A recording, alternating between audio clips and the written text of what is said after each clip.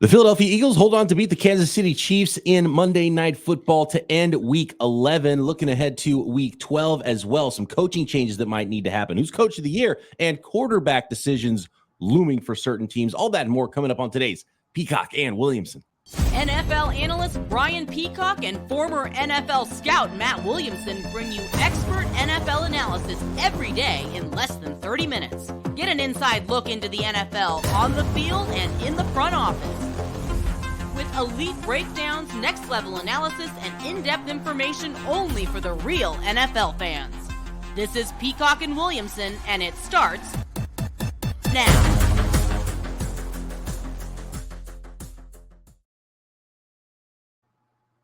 Welcome to the Peacock and Williamson NFL Show. Brian Peacock alongside Matt Williamson at BD Peacock at Williamson NFL. Thanks, everybody, for making us your first listen right here on the Locked On Podcast Network, your team every day. Love all the everydayers out there. Make sure you are subscribed on YouTube and everywhere you get your podcast. Today's episode of Peacock and Williamson is brought to you by Gametime. Download the Gametime app, create an account, and use code LOCKEDONNFL for $20 off your first purchase. Last minute tickets, lowest price guaranteed. Speaking of coaches of the year, Nick Sirianni, put a pin in that one because the Philadelphia Eagles are not really firing like they did last year. It doesn't feel like it, but they are still a team that's winning just about every single week. They improved now on the 2023 season to a 9-1 record, the league's only 9-win team. And there's only one other 8-win team, right? Because the Kansas City Chiefs fall to 7-3 after the Eagles beat the Chiefs in Kansas City 21-17. Matt, biggest story in this game is not who lit up the scoreboard, not statistically anything that happened except for the drops. I mean, you couldn't watch this game and not think, what is going on with Kansas City Chiefs wide receivers outside of Travis Kelce? And he even had one as well. Like they legitimately dropped a win that they should have had, I think, on Monday Night Football. I tend to agree. And I don't mean to take a thing away from the Eagles. I mean, you go into Kansas City on Monday Night Football in the middle of November and win. Congratulations. That's a chore no matter what the Chiefs do on the field. And the Eagles played a very solid game, and I thought they did a pretty decent job against Kelce, particularly with Byard. Byard looks like a nice pickup for them. But you're right, man. I mean, these pass catchers are really letting the Chiefs down and, frankly, could derail their season. You know, I mean, Kadarius Toney got back out there, but he's not that guy. You know, I think some of us thought maybe Rashee Rice might have a really strong second half of the season. He's barely on the field. He doesn't play that much, right? One of the leading receivers in this game, 5 targets, third most on the team, 4 catches for 42 yards. So third most across the board. But many times I'm looking at the field, I'm like, where's Rashee Rice? It's just, they have a lot of guys that are kind of the same. And then they brought in at the trade deadline, Mecole Hardman. It's like, what's that going to do? It's just another one of the same thing you already have. Like, right. You need something different. You need something else, something that you could hang your hat on. And I don't think about any of these players, not even a Mike Evans level player, just a guy where it's like, I know what this player is going to give me. I can't really think about that with any of these guys, except for, what Marquez Valdes-Scantling's role is on the team when you're 6'4", and he came out of college with 4.3 speed. But if you can't catch that deep ball that you create, then what's the use there? 3 targets, 0 catches for MVS. Yeah, he runs real fast and drops touchdowns. That's great. I mean, they all do their own little things poorly. As you were saying that, I mean, Mike Evans would be great, but Tyler Boyd, I mean, give me Adam Thielen, somebody that catches the ball and moves the chains. I mean, give me somebody that's past their prime that wouldn't cost you that much, that is still solid. Solid would be a great word for any of their receivers, as opposed to they're all kind of the same level of blah. Watson was brutal. I mean, so you're 100% right. My takeaway, though, was really good defense in this game. I thought, especially by the Chiefs. I mean, 5 sacks in this game. McDuffie in the backfield a lot. Chris Jones. That defense is legit, and it's something that Mahomes hasn't had at his disposal for runs like this. But, man, they need somebody else to catch a ball. Yeah, really good defense. I thought the Chiefs were really good up front, and it's kind of the underrated thing that's helping the Kansas. The Chiefs haven't scored in the second half of games. It's pretty wild, Matt. I think it's 3 straight games that they haven't come up with points in the second half. That's unbelievable. But their defense is keeping them in games. The Philadelphia Eagles defense as well. I mean, you look at the stat line, Jalen Hurts, 14 of 22 passing, only 150 yards. no touchdowns, interception. There was a bad interception from Mahomes. Not every incompletion of Mahomes, 24 of 43 for 177. Not every incompletion was a drop. Some of it was forced by the Philadelphia Eagles. But watching the Chiefs, and they're running the ball really well. They still ran it 30 times, 168 yards on the ground. Isaiah Pacheco's an angry runner. And it felt like, man, just keep running it. But it's crazy to say that about a team that has the best quarterback in the NFL in Patrick Mahomes, yet it felt like they needed to go away from Mahomes in this game, as hard as that is to do. And in the end, it might have won it for him, even though it was nothing Mahomes did to lose that game necessarily besides the one bad pick. Yeah, 100%. I mean, it's a tough dilemma of how's the best way for us to play football. And if that was the thing, maybe you should have traded for Derrick Henry, not Mike Evans, or you know what I mean, and really pound the thing and say, Pat, we'll need you a lot, but we're not going to rely on you as much. I just looked it up. I mean, they're 10th in the EPA per play, 9th in EPA per pass. I mean, it's not horrendous, but for them, that's like rock bottom. You know what I mean? Like when you're that good schematically with Kelsey, Mahomes, and a line, that's like as bad as it gets. No, we consider the type of runner and the tush pushes and all of that with Jalen Hurts and the Philadelphia Eagles offense. They're obviously winning games for a reason, and they're 9-1. But does it feel like Jalen Hurts has taken a step back this year? Just really inefficient.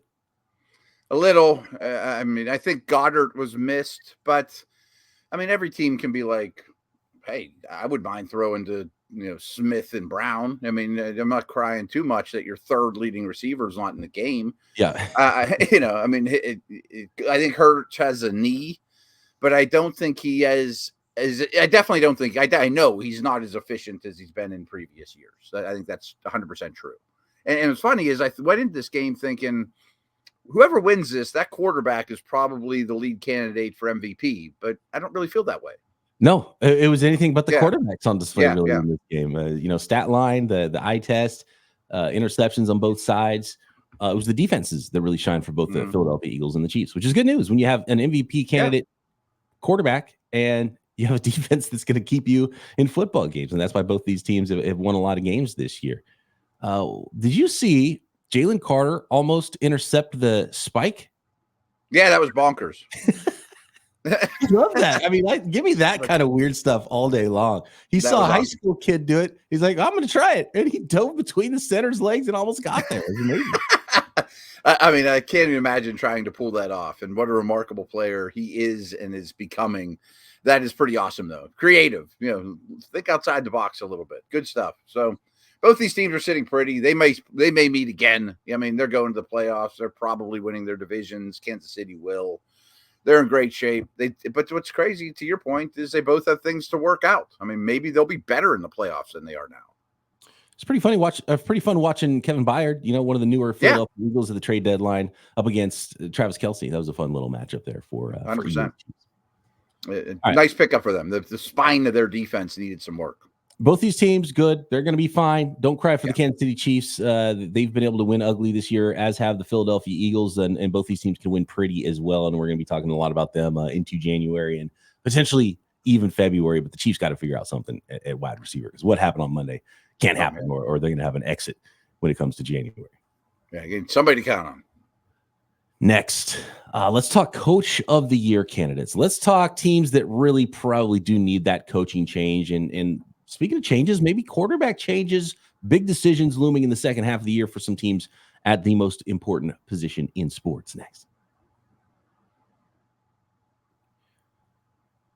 Today's episode of Peacock and Williamson is brought to you by Gametime and the Gametime app. You shouldn't have to worry when it's time to buy tickets for your next big event. It should be an exciting time for you. And some of the headaches and hassles that come with buying tickets, Gametime alleviates those. They make it fast and easy to buy tickets to all your favorite sporting events, music, comedy, theater events, anything near you. Killer last-minute deals, all-in prices, views from your seat, and the best price guarantee. Gametime takes all that guesswork out of buying tickets. I love being able to see the view from your seat before you buy, so you know exactly what you expect when you arrive at your event. Last-minute tickets, even up to an hour after the event starts, you can find great deals at Gametime. All-in prices show your total upfront, so you know you're going to get a great deal without the the hidden fees, which is the worst part of buying tickets for anything these days, are those hidden fees that hit you on the back end. So buy those tickets in just a few taps at Gametime. The tickets are right there on the app. You don't have to go fishing through email, and take all the guesswork out of buying tickets. Download the Gametime app, create an account, and use code LOCKEDONNFL for $20 off your first purchase. Terms apply. Again, create an account and redeem code LOCKEDONNFL for $20 off. Download Gametime today. Last-minute tickets, lowest price guaranteed. Today's episode is sponsored by BetterHelp Online Therapy. How do you feel about the holidays? Some people really look forward to the holidays, and some people really don't look forward to the holidays. Sometimes it's the most difficult part of the year. Maybe you struggle with seasonal blues. And I know it's happened to me at times, and this time of year can be a lot for some folks. And it's natural to feel some sadness or anxiety about it. But adding something new and positive to your life can counteract some of those feelings. Therapy can be a bright spot amid all of the stress and change, something to look forward to make you feel grounded and give you the tools to manage everything going on in your life, in your specific situation. And sometimes just that check-in every single week to make sure you are on point and where you need to be, whether it's the holidays or not, can be so beneficial in your life. So if you're thinking about giving therapy a try, go to BetterHelp. It's entirely online, designed to be convenient, flexible, suited to your schedule. Just fill out a brief questionnaire. You get matched to a licensed therapist. You can switch therapists at any time at no additional charge, and find the bright spot this season for you with BetterHelp. Visit BetterHelp.com/lockedon today and get 10% off your first month. That's 10% off your first month. BetterHelp.com/lockedon. That's BetterHelp, HELP.com/lockedon.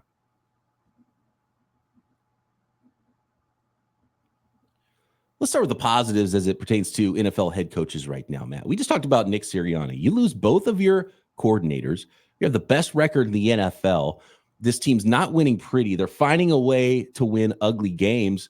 I think you have to point to coaching. And I think Nick Sirianni is a sneaky coach of the year candidate right now when you got a team that's in that position to win games ugly every single week, no matter what the game script calls for. And you're in the driver's seat for the 1 seed in the NFC. Yeah, that's a great call. I thought I was going to surprise you with that one. I knew we were going to kind of talk like who's leader in the house of coach of the year. And it always goes to a Dayball that took over a team that was horrible and took them to the playoffs. It's never like the Super Bowl runner-up or champ that, has another awesome year. Like if you look at some of the all-time great coaches in history, I think Belichick's even applies. Like some of them have never won coach of the year. Like it's just assumed they'll be great. So they're fine. So it's a weird honor that way. But I jotted down the Eagles too. Like last night's a perfect example. Just find a way to win. And they've only not won once. I mean, so I think the Eagles are right there. I have 3 other teams to throw in there too. Do you have any you want to mention? Well, yeah. I mean, you mentioned Daboll. This year's Brian Daboll has got to be D'Amico Ryan's the Texans. Yep, I mean, speaking of a team that has an opportunity to be in the playoffs right now, developing a rookie quarterback and winning like the Texans are right now, you don't have to wait. They've arrived, and they got their coach quarterback combination figured out. I mean, stock up huge. The sky's the limit potentially for what's going on right now with the Houston Texans. You got to be excited. And I think my vote right now today would probably go to D'Amico Ryan's. Strong one. That's very strong. I know they just lost, but I also thought the Vikings O'Connell had a strong argument winning without Cousins. I know everyone loves Dobbs, but it's a step down any way you cut it. And by the way, Jefferson's missed 5 games in a row too. And were you trying to win to start the year or not? That's a great point. What they've done with Jefferson, they were until this week, they were 5-0 without Justin Jefferson. No, that's nuts. Yeah. It's great stuff. And another one that kind of just, I guess to this point is just expected that they're really good.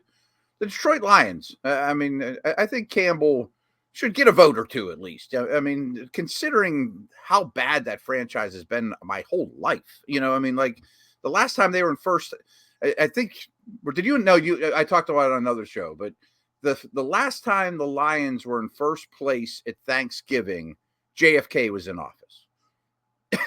There's a lot of really good ones when it comes to the Lions and those types of stats.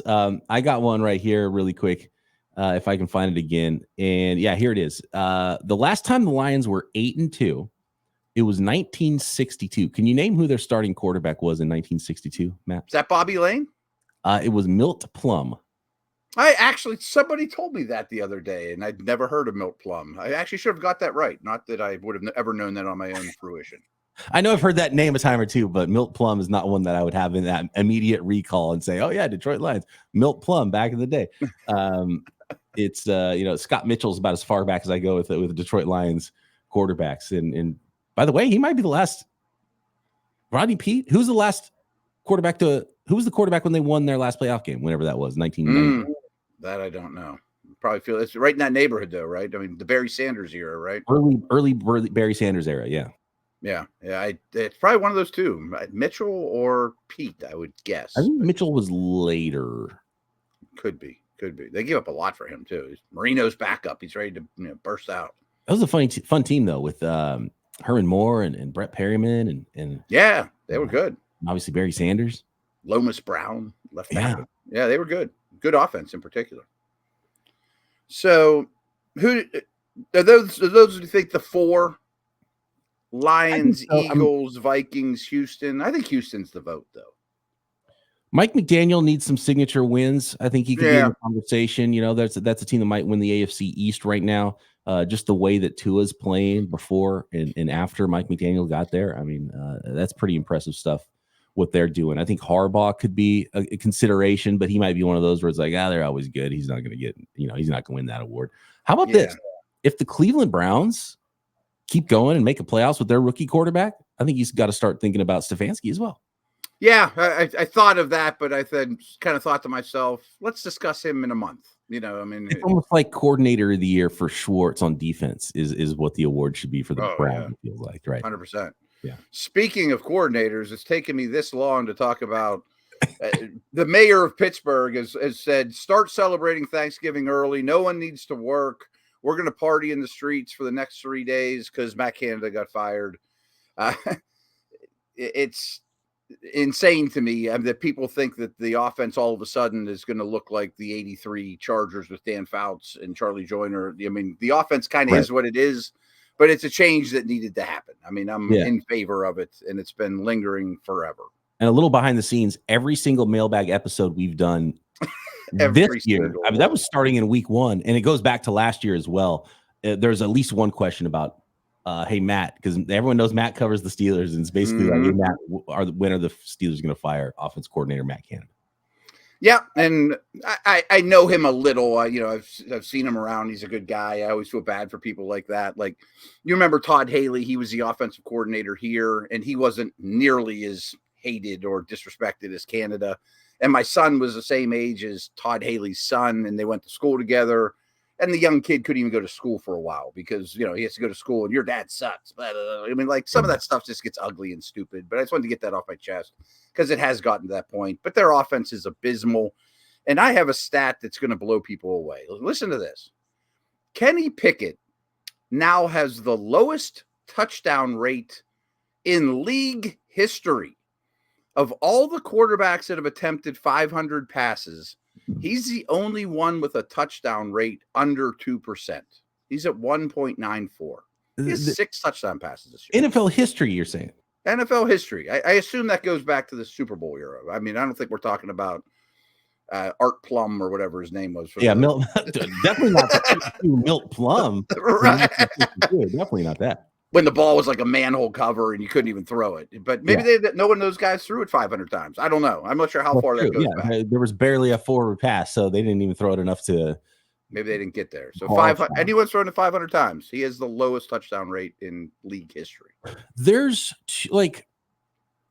Justin Fields would kill for some of the talent that's on the Steelers. You know what I mean? No doubt. How many?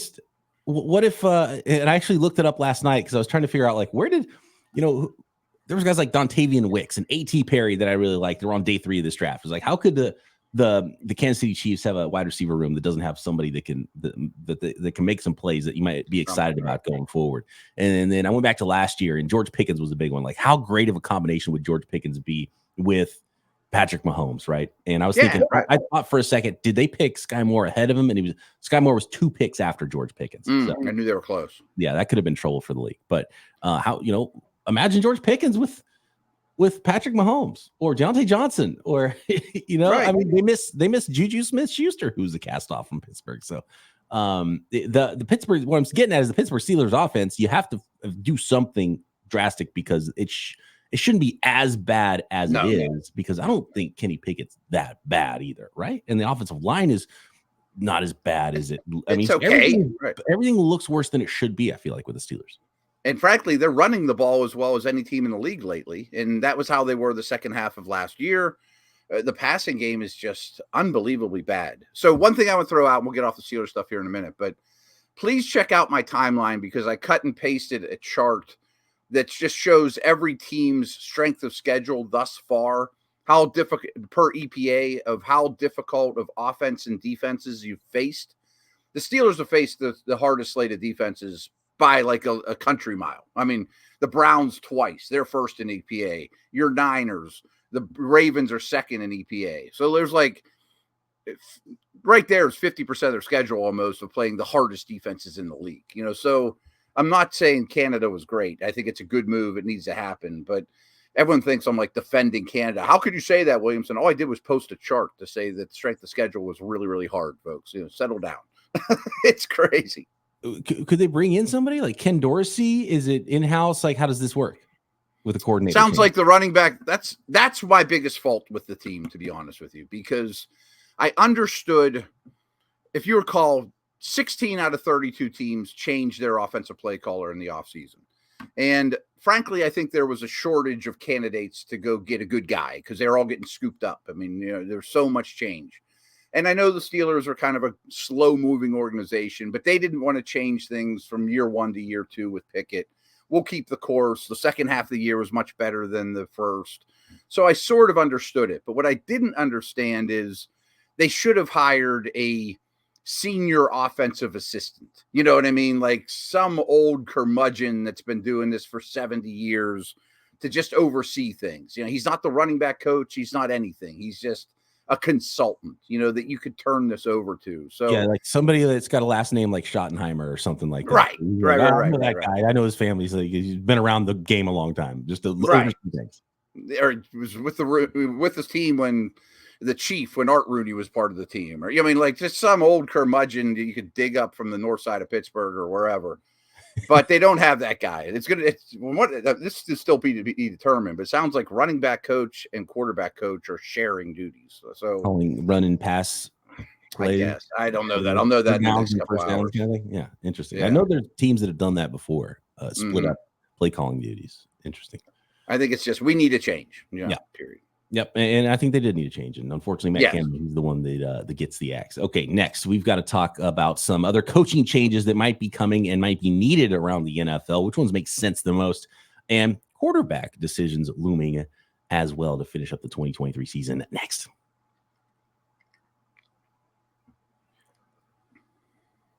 Today's episode of Peacock and Williamson is brought to you by FanDuel, America's #1 sportsbook. Right now, new customers at FanDuel get $150 in bonus bets with any winning $5 money line bet. That's $150 if your team wins. And if you do win that first $5 bet, spend that $150 extra bucks in bonus bets on spreads, player props, NFL over-unders, build your own parlays. So many different ways to bet on the NFL, Super Bowl champions, the next coach to be fired, who's going to throw the most touchdown passes. It's the NFL draft. There's tons of ways to bet on the NFL all the way through the offseason. And of course, every other sport out there, MLB and where guys are going to sign in baseball, and NBA's going, NHL is going. No limit to the ways you can bet on sports at FanDuel. The app is easy to use, and all you got to do is visit FanDuel.com/lockedon to get it going here in the second half of the NFL season. Again, that is FanDuel.com/lockedon. FanDuel, official partner of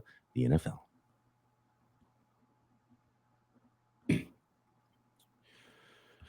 So, which teams? This isn't quite because we've had the hot seat question a lot in our mailbags, and clearly Brandon Staley's #1 on the hot seat list, I think, for the Los Angeles Chargers. But kind of looking at it a little bit differently, Matt, which teams does it make sense to make a coaching change? Because it doesn't help if you're just making a change to change. Do you have somebody that you need to evaluate, like the Raiders did with Antonio Pierce? Give him an opportunity. Like, which teams fit that mold. And I think the Chargers fit all of those criteria for a guy that seems like he's mentally lost it. The quarterback's frustrated, throwing the ball down on the field. They're losing football games. They're not hitting their expectations. He's a defensive coach. The defense is underperforming. And you have Kellen Moore sitting there with maybe that's the guy you want to evaluate because maybe he is a potential hire full-time for you after the season in an interim role now. See, I think there's 3 teams to consider in this light. And I hadn't really thought of this till you brought it up, I guess, yesterday, that maybe the Raiders keep their guy. You know what I mean? Like, and I think that there is value in if the owner knows deep down here at Thanksgiving that I'm probably 99% chance I'm going to let this guy go. Why not evaluate somebody on staff for 6, 7, 8 games or whatever and see, as opposed to just interviewing him after the season? You know, like I get more data on that guy, and the Chargers with Moore certainly comes to mind. Now, I don't know if Kellen Moore's overrated as a potential head coach or not, but at least it's a name that's kind of hot. I think Bieniemy in Washington makes a ton of sense. And the last one, I don't know if he'd get the yank and get pulled this quick, but maybe you promote like McCown in Carolina. You know, I mean, the Frank Reich experience is not going well at all. Interesting. The first two were immediately the ones that jumped to mind. Yeah. Bieniemy in Washington, new ownership. They've got to make some changes there. And the Carolina Panthers are interesting. And I would say because of how there's been some reports and some rumors that maybe coach and ownership didn't agree on which quarterback they wanted to take. And there might be some buyer's remorse seeing how well CJ Stroud is playing right now. Could that be a situation? And they do have a hot candidate in McCown there that could be a potential guy who's been floated. You know, he just hasn't coached a lot. You would think you would need a few years there.